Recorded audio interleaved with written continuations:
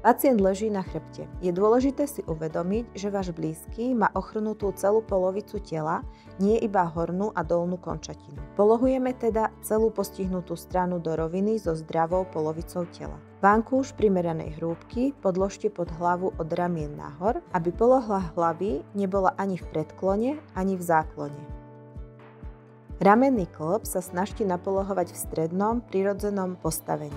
V bedrovom kĺbe zabráňte nadmernému vytočeniu kolena do vonkajšej strany.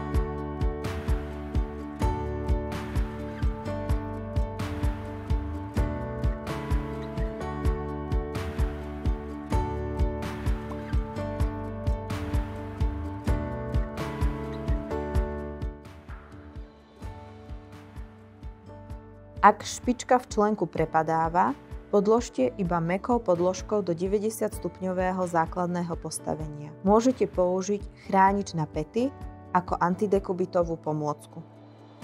Netreba zabúdať na modifikovanú, veľmi potrebnú polohu s príručným stolíkom. Postihnutá horná končatina je v upažení, vytočená dlaňou hore a vypodložená mäkkou podložkou.